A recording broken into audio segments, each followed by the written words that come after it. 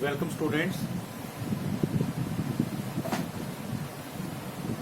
हम पढ़ रहे हैं हाइड्रोलिक्स एंड न्यूमेटिक्स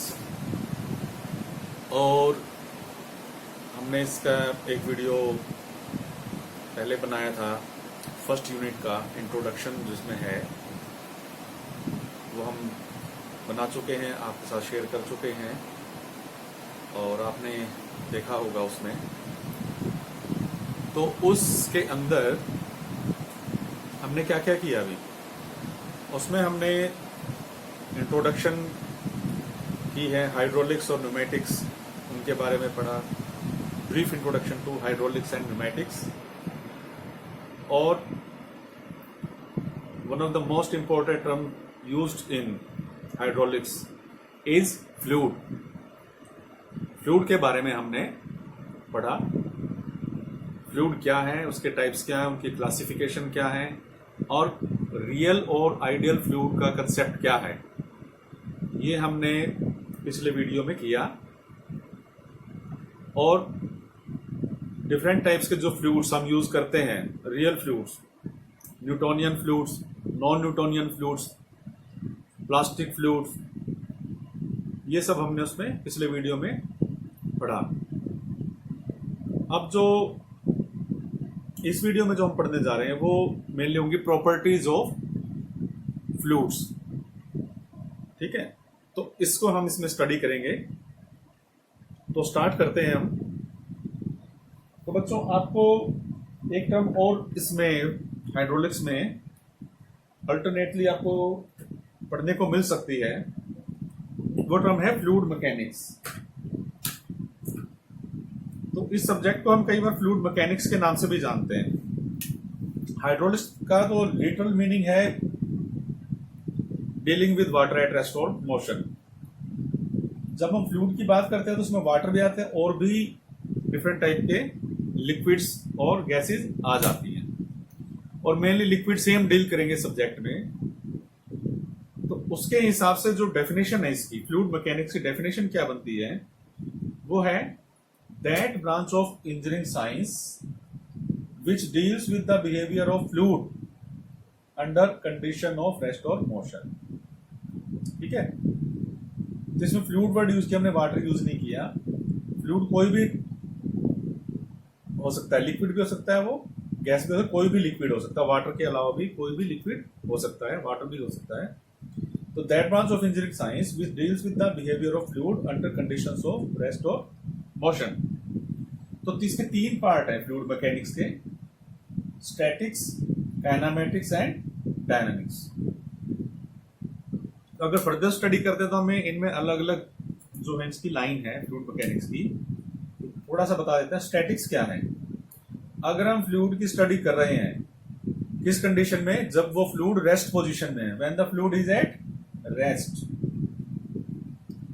अगर वो स्टडी उसकी हम कर रहे हैं तो उसको हम बोलते हैं स्टैटिक्स। उसका क्या बिहेवियर है, कौन से फोर्सेस उसके एक्ट हो रहे हैं, कौन कौन से उसके फोर्सेस लग रहे हैं, क्या प्रेशर लग रहा है। तो स्टैटिक पोजीशन में अगर है फ्लूइड, उस टाइम पे जो उसकी कैरेक्टरिस्टिक्स हैं, अगर वो स्टडी करते हैं तो वो है स्टैटिक्स। इसमें भी दो ब्रांच हैं, हाइड्रोस्टैटिक्स एंड एरोस्टैटिक्स। हाइड्रोस्टैटिक डील करता है लिक्विड्स के साथ, लिक्विड्स एट रेस्ट। ठीक है, उस टाइम उनका जो बिहेवियर है वो हाइड्रोस्टैटिक्स में है, रेस्ट की पोजीशन में। और गैसेस का आ जाता है एरोस्टैटिक। एरोस्टैटिक किसमें डील करता है? गैसेस का, जब वो रेस्ट पे है, यानी कि मूव नहीं कर रही है। ठीक है, तो ये हो गया स्टैटिक्स। उसके बाद आता है पार्ट कौन सा? काइनेमेटिक्स। काइनेमेटिक्स क्या होती है? स्टडी करना। काइनेमेटिक्स में क्या क्या आ जाता है? फ्लूइड का velocity, acceleration, pattern of flow, fluid का क्या है वो स्टडी करते हैं उसमें, काइनेमेटिक्स में। Velocity, acceleration and pattern of flow. और काइनेमेटिक्स में हम फोर्स और एनर्जी को डील नहीं करते। ठीक है, केवल वेलोसिटी, एक्सेलरेशन या मोशन कह दो आप, वो स्टडी करते हैं केवल। लेकिन डायनामिक्स जो तीसरा पार्ट है उसमें क्या करते हैं, जो ये चीज है मोशन वाली, velocity, acceleration, pattern of flow, वो किसी न किसी फोर्स या एनर्जी से की वजह से ही हो रहा है। तो उन फोर्स और एनर्जी का रिलेशन क्या है वेलोसिटी एक्सेलरेशन के साथ, अगर वो स्टडी कर रहे हैं हम, तो वो आ जाता है डायनामिक्स में। ठीक है, स्टैटिक्स में रेस्ट पोजीशन में फ्लूइड हो तब उसकी बिहेवियर, काइनेमेटिक्स में study of motion, velocity acceleration और टाइप ऑफ और पैटर्न ऑफ फ्लो, और डायनामिक्स में हम क्या स्टडी करते हैं, वेलोसिटी एक्सेलरेशन का रिलेशन इसके साथ फोर्सेस और एनर्जी जो उसकी जिनकी वजह से वो वेलोसिटी एक्सेलरेशन आ रहे हैं। ठीक है, तो ये तो हो गया फ्लूइड मैकेनिक्स।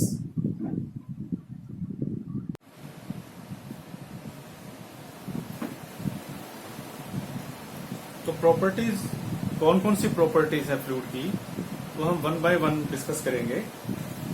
तो मेनली जो प्रॉपर्टीज होती हैं वो मैं बता देता हूं आपको, जैसे mass density, specific weight, specific volume, specific gravity, viscosity और surface tension, cohesion, adhesion, capillarity.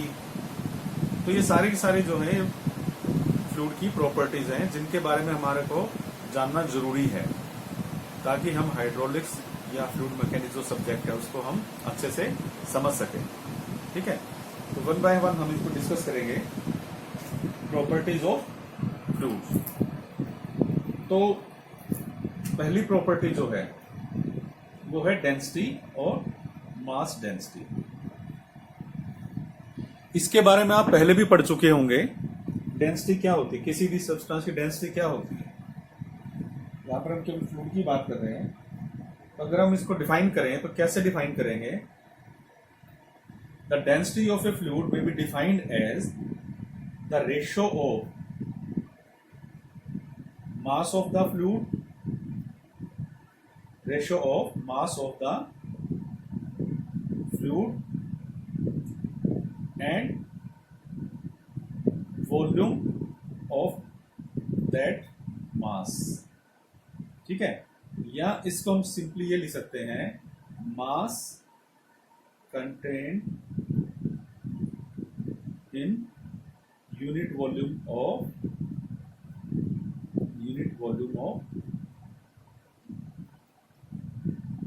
given fluid। समझ रहे हो आप? तो सिंपली कई बार बच्चे ये भी कह देते हैं इट इज द मास पर यूनिट वॉल्यूम, लेकिन एक ये अच्छा तरीका नहीं है। अगर ये 2 नंबर में अगर को पूछा तो ये केवल बताने का अच्छा तरीका, 1 नंबर में तो चल जाएगा, लेकिन 2 नंबर में ये चीज नहीं चलेगी। तो आपको प्रॉपर्ली बताना है, it is defined as the ratio of mass of the fluid and volume of that mass. ठीक है भाई, ये मास कितने वॉल्यूम में है उस फ्लूइड की। ठीक है, और सिंपली एक और तरीके से लिख सकते हैं आप इसको, ratio of mass to the volume of given fluid. ठीक है, तो ये इसका तरीका है। तो मतलब केवल ये है कि कहने का ये है कि मान लो हमने एक कंटेनर लिया, उसकी मान लो इसकी वॉल्यूम V है, और इसके अंदर हमने जो है कुछ लिक्विड डाल दिया, और लिक्विड डाला, उसका मास m है। ठीक है, तो जो मास है उसको अगर मैं इस V से डिवाइड कर दूं तो इसकी मास डेंसिटी निकल आएगी उस लिक्विड की। समझ रहे आप? तो मैथमेटिकली हम इसको कैसे शो करेंगे, एक तो इसको डिनोट करते हैं हम रो से। ठीक है, रो RHO रो। ठीक है, इसका सिंपल ये है। तो मैथमेटिकली इसको कैसे रिप्रेजेंट करेंगे, rho is equal to m upon v, rho is equal to m upon v kg पर metre cube. m is the mass and v is the volume in metre cube. Mass की unit kg है और v volume की unit है metre cube. तो क्या हो गया ये kg पर मीटर क्यूब। तो कंप्लीट डेफिनेशन इसकी ये बनेगी, mass density may be defined as the ratio of the mass of given fluid to the volume of that much of mass. ठीक है, और it is the ratio, it is the ratio of mass and volume of the given fluid, और it is the mass content unit volume of the given fluid, यानी कि एक unit volume में कितना मास है वो उसका स्पेसिफिक उसकी डेंसिटी है या मास डेंसिटी है। इसको हम सिंपली डेंसिटी भी बोल देते हैं। तो ये इसका मैथमेटिकल फार्मूला है। अब बात आती है स्पेसिफिक वेट की। ये भी ऑलमोस्ट सेम ही है। अब लेकिन वेट वर्ड यूज किया हमने, तो यहाँ पर किस चीज का फर्क आ जाएगा, जी का फर्क आ जाएगा, आप समझ जाओगे। इसको कैसे डिफाइन करेंगे? It is defined as the ratio of weight of fluid to the volume of the fluid. जितना वेट है उस फ्लूइड का, उसका वॉल्यूम कितना, उन दोनों का रेशियो, और it is the weight per unit volume of the weight per unit volume of the fluid. इसको हम डिनोट करते हैं स्मॉल w से। और इसका मैथमेटिकली हम इसको कैसे वो करेंगे? Specific weight is equal to weight of the fluid divided by the volume of that fluid for this weight. ठीक है ना। अब वेट की यूनिट क्या होती है? न्यूटन, और वॉल्यूम की होती है मीटर क्यूब। तो इसकी यूनिट हो जाएंगे न्यूटन पर मीटर क्यूब। तो ये इसका फार्मूला हो गया। ठीक है। अब इन दोनों में भी रिलेशन है। क्या रिलेशन है? अब ये भी देख लो। अब वेट किसके बराबर होता है? W is equal to m g. ठीक है, W is equal to m g. तो स्पेसिफिक वेट किस पे क्या लिख सकते हैं? एम जी अपॉन वी, और एम अपॉन वी क्या चीज है? रो के बराबर है। जो किसके बराबर है? रो के बराबर है, M upon we.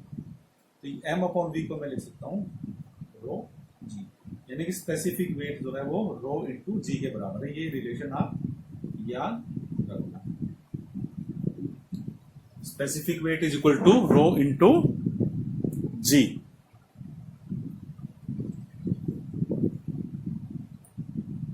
W upon v capital और रो इंटू जी, ये रिलेशन का हो जाएगा। अब बात आती है स्पेसिफिक वॉल्यूम। स्पेसिफिक वॉल्यूम क्या चीज है? Specific volume is the volume occupied by unit mass of the substance. Volume occupied by unit mass of the fluid. ठीक है, या सिंपली इसमें क्या बोल देते हैं? Volume per unit mass. अब इसका मतलब क्या है? मान लो मैंने 1 kg फ्लूइड लिया, ठीक है, और उस फ्लूइड को मैंने वॉल्यूम निकाले उसके, मान लो एक कंटेनर में डाल दिया मैंने सिलेंड्रिकल में, और जो 1 kg फ्लूइड लेके इसके अंदर डाल दिया, मान लो वो यहाँ तक आया। ठीक है, तो मान लो उसकी हाइट इतनी हुई उसके अंदर, और इसका बेस का एरिया मान लो वो A है, तो A इंटू एच इसकी वॉल्यूम हो गई। ठीक है, तो इसकी जो स्पेसिफिक वॉल्यूम है वो क्या हो गई? ये इसके बराबर है। इसको हम स्मॉल v से डिनोट करते हैं, क्योंकि ये 1 kg मास है और उसकी वॉल्यूम ये है। ठीक है, तो यही इसकी डेफिनेशन है, वॉल्यूम ऑफ यूनिट मास और वॉल्यूम पर यूनिट मास। ठीक है, इसको हम दूसरे तरीके से डिफाइन करते हैं, ratio of volume of the fluid to the mass of fluid. ठीक है, मास ऑफ फ्लूइड। तो इसको हम इस तरह से इसको डिनोट करते हैं हम स्मॉल v से। अब इसमें मैथमेटिकली कैसे लिखेंगे? v is equal to v upon m। Capital V volume of the liquid and m is the mass in KG, तो मीटर क्यूब पर केजी। ठीक है, इसको कैसे निकालते हैं एक बार और मैं एक दूसरे तरीके से बताता हूँ। मान लो एक हमने कंटेनर है, ठीक है, और उसकी वॉल्यूम है मान लो V, capital V metre cube, और उसको पूरा हमने लिक्विड से भर दिया पूरा पूरा। ठीक है, अब जितना लिक्विड इसके अंदर आया उसका हमने मास भी मेजर कर लिया। ठीक है, और वो है मान लो m, तो स्पेसिफिक वॉल्यूम क्या होगी V अपॉन m। ठीक है, तो ये स्पेसिफिक वॉल्यूम है। अब इसमें आप ध्यान से देखोगे तो इसे किसके बराबर है, हमने जो डेंसिटी निकाली वो है m अपॉन v और स्पेसिफिक वॉल्यूम है v अपॉन m। तो v is equal is the reciprocal of mass density. ठीक है ना, specific volume is the reciprocal of mass density, लिख सकते हैं ऐसे। ठीक है, वो कैसे हुआ ये भी आप देख लो, नहीं मालूम। v अपॉन m है तो इसको मैं ये भी लिख सकता हूँ 1 अपॉन m अपॉन v, इसको इस तरीके से लिख सकते हैं। m अपॉन v क्या है, रो के बराबर है, तो ये 1 अपॉन रो के बराबर आ जाता है, तो इसलिए मैंने लिखा v is the specific volume is the reciprocal of mass density. ठीक है, अब बात आती है स्पेसिफिक ग्रेविटी की। अब स्पेसिफिक ग्रेविटी क्या चीज है,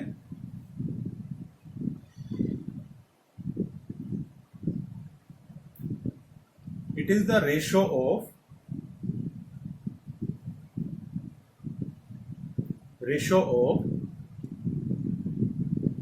density of given fluid to the density of standard fluid। ये इसकी डेफिनेशन है, या ये लिख सकते हैं ratio of specific weight of given fluid to the specific weight of standard fluid. ये स्पेसिफिक ग्रेविटी है। अब इस केस में स्टैंडर्ड फ्लूइड से हमने की डेंसिटी से जो गिवन फ्लूइड उसकी डेंसिटी को डिवाइड किया है, तो वो स्पेसिफिक ग्रेविटी कहलाती है। तो इसका एक नाम और बन जाता है, हमने इसको डिवाइड किया तो इसको हम एक और बोल देते हैं, आल्सो कॉल्ड रिलेटिव डेंसिटी। इसको हम रिलेटिव डेंसिटी भी बोल देते हैं, समझ रहे हो, और इसको हम डिनोट करें स्मॉल s से। तो मैथमेटिकली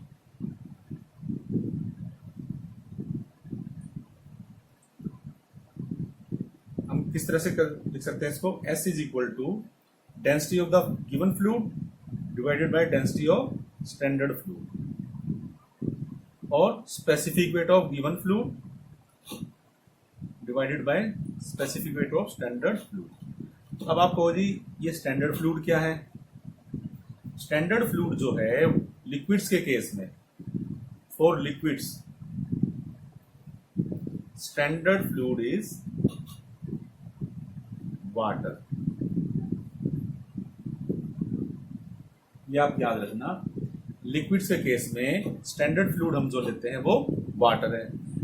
अब आप कहोगे जी वाटर की डेंसिटी तो हमें पता ही नहीं। वाटर की डेंसिटी जो है वो हम लेते हैं density of water is equal to 1000 kg पर metre cube at 4 degree centigrade. ठीक है, और स्पेसिफिक वेट ऑफ वाटर वो है 9810 kg पर मीटर क्यूब। सॉरी 9810, ये गलती बहुत बार हो जाती है बच्चों से, हमारे से भी। 9810 newton per metre cube at 4 degree centigrade standard temperature पे हम इनकी डेंसिटी और स्पेसिफिक वेट देते हैं। 9810 क्यों हुआ, मैंने बताया ना कि specific weight is equal to rho into g. Rho अगर 1000 है, 9.81 से मल्टीप्लाई किया तो 9810 आ रहेगा। तो क्वेश्चन में हमारे को कई बार स्पेसिफिक वेट दिया होता है तो उससे स्पेसिफिक ग्रेविटी निकालनी है, या स्पेसिफिक ग्रेविटी दी है तो उसको स्पेसिफिक वेट निकालना है किसी फ्लूइड का, तो उसी हिसाब से हमने या तो डेंसिटी लेनी है पानी की या स्पेसिफिक वेट लेना है पानी। ठीक है, तो ये इससे हम स्पेसिफिक ग्रेविटी निकालते हैं। अब स्पेसिफिक ग्रेविटी का सिग्निफिकेंस क्या है, क्यों हम निकालते हैं, क्या जरूरत है, हमारे को फायदा क्या है? ठीक है, अब इसका फायदा ये है, तो आप देखोगे इसमें इसकी यूनिट जो है, यूनिट ऑफ स्पेसिफिक ग्रेविटी वो है नन, कोई यूनिट नहीं है। It is a unitless quantity. Specific gravity is the unitless, क्योंकि ऊपर भी सेम चीज है, नीचे भी सेम चीज है, डेंसिटी से डेंसिटी डिवाइड हो रही है। ठीक है, तो ये जो वैल्यू आती है वो केवल एक नंबर मिलता है। अब उस नंबर का क्या फायदा है, मान लो किसी फ्लूइड की डेंसिटी जो है वो है 900 kg पर मीटर क्यूब। अब इसकी स्पेसिफिक ग्रेविटी अगर निकाले तो वो क्या, 900 डिवाइडेड बाय 1000, तो 0.9 इसकी वैल्यू आ गई।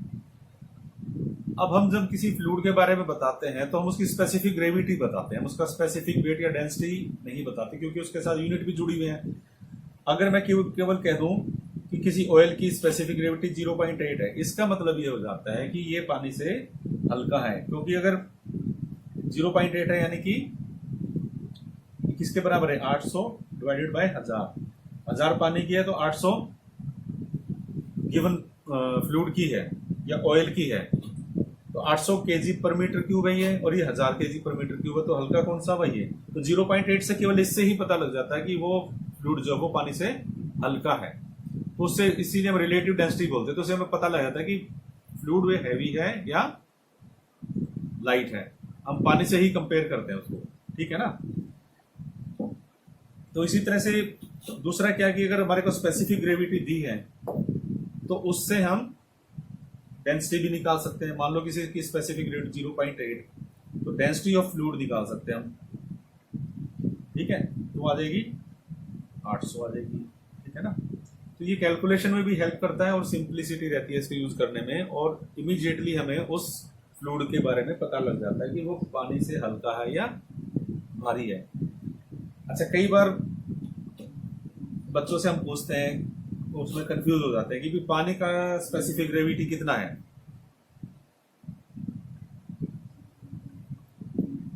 कितनी हो गई, बच्चे इसमें भी कंफ्यूज हो जाते हैं, कोई 1000 बोलता है, कोई कुछ बोलता है, ठीक है।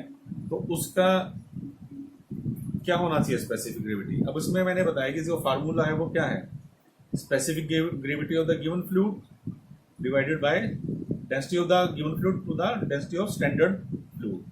अब गिवन फ्लूइड हमारे लिए क्या हो गया इस केस में, वाटर ही हो गया, और नीचे स्टैंडर्ड फ्लूइड भी वाटर है, तो 1000 इसके डिवाइडेड बाय 1000 या density of water is divided by density of water, ये किसके बराबर, 1 के बराबर हो जाएगा।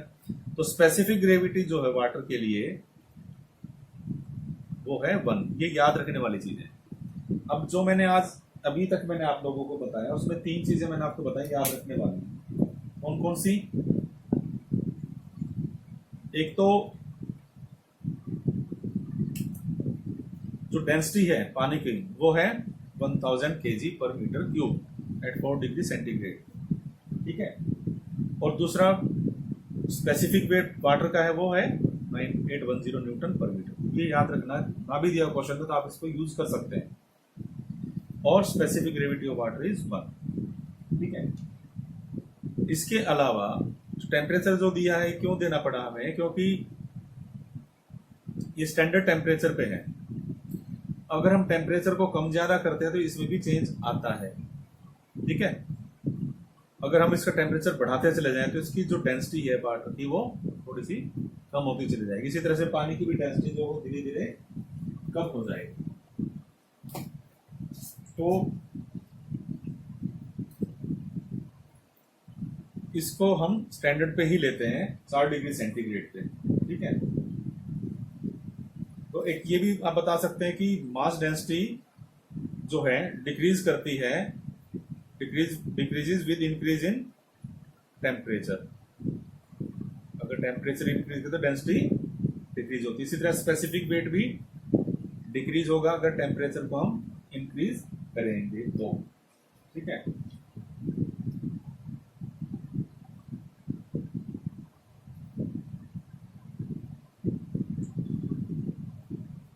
और इसके अलावा प्रेशर को अगर इंक्रीज करें तो density will increase with increase in pressure, specific weight will also increase with increase in pressure. ये छोटी छोटी बातें ये ध्यान में रखने वाली, वाइवा में भी पूछ लेते हैं, एक नंबर के क्वेश्चन में भी पूछ लेते हैं, ठीक है। तो डेंसिटी डिक्रीज क्यों होती है टेम्परेचर इंक्रीज करने पे? वो तो गर्म करेंगे तो, क्योंकि आपको भी पता है कि वो लिक्विड पतला हो जाता है, पतला होने के बाद उसकी डेंसिटी कम हो रही है। तो ये इसमें यहाँ तक का जो मैंने बताया, इसमें याद जो नोट रखने वाली बात है वो ये है, ठीक है। किसी भी टाइम आपको पूछे कि वाटर की डेंसिटी क्या है, आपको 1000 kg पर मीटर क्यूब बताना है। इनमें भी कंफ्यूजन नहीं होना, इनमें भी बहुत टाइम तक बच्चे कंफ्यूज रहते हैं। वो डेंसिटी की जगह स्पेसिफिक वेट यूज कर लेते हैं, स्पेसिफिक वेट की जगह डेंसिटी यूज कर लेते हैं, और पानी की स्पेसिफिक ग्रेविटी उनको ध्यान नहीं रहती। तो ये आपको याद रखना, specific gravity water is 1, density of water is 1000 kg पर metre cube, and specific weight is 9810 newton per metre cube. तो बच्चों अब तक हमने 4 प्रॉपर्टीज जो हैं वो डिस्कस की हैं फ्लूइड की। अब इन चारों का इनका आपस में रिलेशन भी देखते हैं, ठीक है। एक बार दोबारा से हम इनको देखते हैं कि इनका आपस में रिलेशन हम कैसे एस्टेब्लिश कर सकते हैं।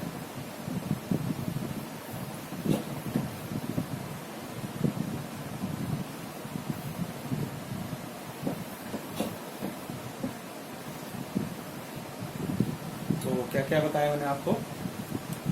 एक तो density, specific weight, specific volume small v, and specific gravity. Yes, ये चीजें हमने अब तक डिस्कस की है प्रॉपर्टीज में। अब डेंसिटी किसके बराबर है? Rho is equal to m upon v kg पर metre cube.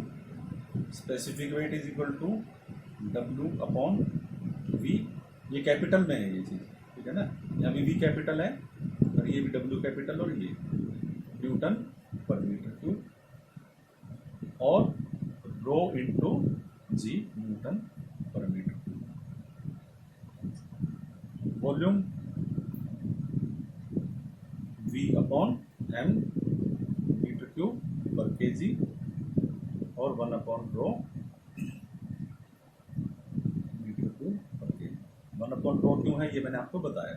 Specific gravity, density of given fluid divide by density of water. Water क्यों? स्टैंडर्ड फ्लूइड है ये लिक्विड्स के केस में। और स्पेसिफिक वेट ऑफ फ्लूइड और स्पेसिफिक वेट ऑफ वाटर, ये मैंने आपको बताया है। इसके अब इनका आपस में चारों प्रॉपर्टीज का रिलेशन है। वो कैसे? मान लो मुझे स्पेसिफिक ग्रेविटी पता है किसी की, ठीक है, तो उससे मैं डेंसिटी भी निकाल सकता हूं फ्लूइड की, और स्पेसिफिक वेट भी निकाल सकता हूं। क्यों? क्योंकि मुझे वाटर का स्पेसिफिक ग्रेविटी भी पता है, स्पेसिफिक वेट भी पता है, और स्पेसिफिक और मास डेंसिटी भी पता है, ठीक है ना। मान लो स्पेसिफिक ग्रेविटी मुझे किसी की दी है 0.7, एस इज इक्वल टू 0.7, तो मैं इसका डेंसिटी कैसे निकालूंगा? तो S is equal to 0.7, S is equal to density of fluid divided by density of water, ठीक है। तो डेंसिटी ऑफ फ्लूइड किसके बराबर आ जाएगी? Density of fluid will be equal to 0.7 into density of water.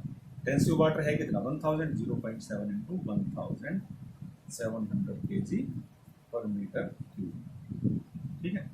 तो ये इस तरीके से मैं इसकी डेंसिटी निकाल सकता हूँ। ये डेंसिटी आ गई फ्लूइड की। अगर डेंसिटी पता तो मैं स्पेसिफिक वेट भी निकाल सकता हूँ उसका। वो कैसे? Specific weight is equal to rho into g. अब रो मैंने निकाले, रो क्या है? डेंसिटी। तो 700 इंटू 9.81 अगर मल्टीप्लाई कर दें तो मेरे पास स्पेसिफिक वेट आ जाएगा उसका फ्लूइड का, ठीक है ना। तो स्पेसिफिक वेट भी आ गया। अब अगर मेरे को फ्लूइड की डेंसिटी पता है तो मैं स्पेसिफिक वॉल्यूम भी निकाल सकता हूँ। वो किसके बराबर? 1 अपॉन रो, ठीक है।